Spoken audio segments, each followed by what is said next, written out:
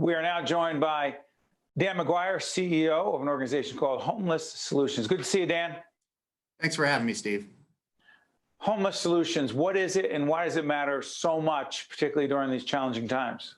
Sure. Homeless Solutions is a nonprofit organization formed in 1983, and we've grown to become the largest provider of homeless shelter and services to Morris County. So you came to us through our friends at Valley, who told us about the work that you're doing and as a not-for-profit. But during COVID, my question is, how much worse is the homeless problem? Well, it's certainly been a more challenging time to provide shelter and services with the safety and health concerns around COVID and the shutdown we went through earlier in the year. And in terms of there's fewer beds as we and other providers have to either downsize to keep people socially distant in a congregate setting, or some other providers have had to cease operations temporarily on account of safety. The real concern, Steve, is yet to become manifest because, as you may know, the state has an eviction moratorium in place that's keeping people from losing their apartments right now.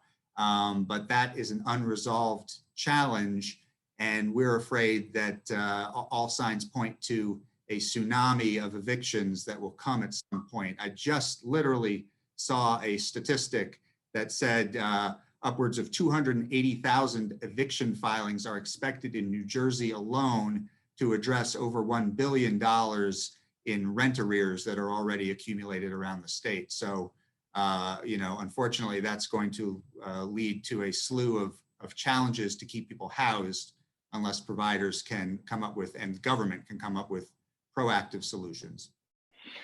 And Dan, I'm curious about this. People often think they know or understand who is homeless, what the homeless population is. And I'm not sure that most people are right about that. I think you're on to something, Steve. We're constantly surprised by people's misconceptions. And to be clear, there are a swath of different challenges that cause people to become homeless. And of course, mental health challenges are some. Drug and alcohol addiction are pervasive, and with the opioid epidemic still working itself out. But for the majority of folks, particularly that we see, we have lots of people who you would pass on the street every day or engage with who are homeless. They may be working homeless, or they might be going through just a rough patch.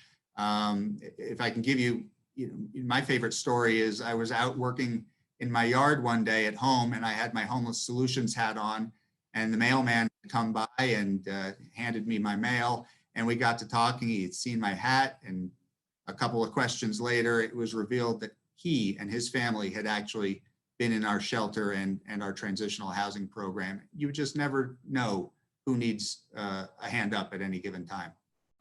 Right now, Dan, so many people are worried about, as they should, as we should, as I am, worried about ourselves, our families, those closest to us. However,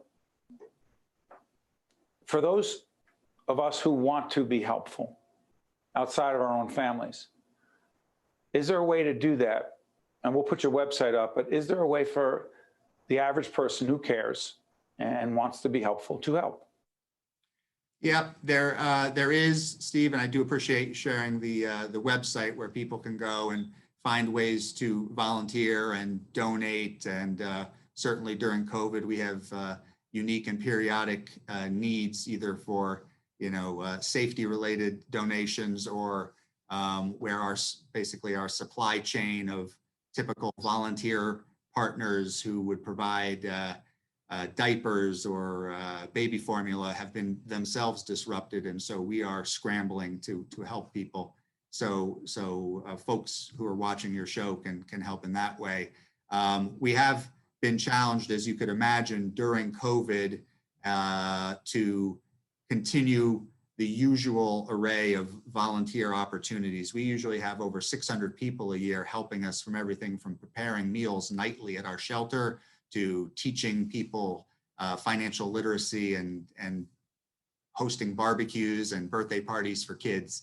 All of that has been drastically downsized on account of the need for distancing, and unfortunately, I think we're about to head into a little bit more of a rough period where we're going to go back to like we were in March and April. And by the way, I want to make it clear that this will be seen after we're taping it right before Thanksgiving 2020, and hopefully when this is seen January, February, March, it isn't as bad. But your point's well taken, Dan.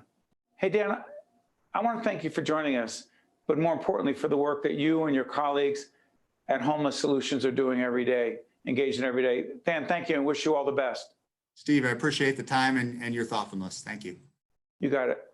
That's Dan. I'm Steve. We'll be right back right after this. State of Affairs with Steve Adubato is a production of the Caucus Educational Corporation.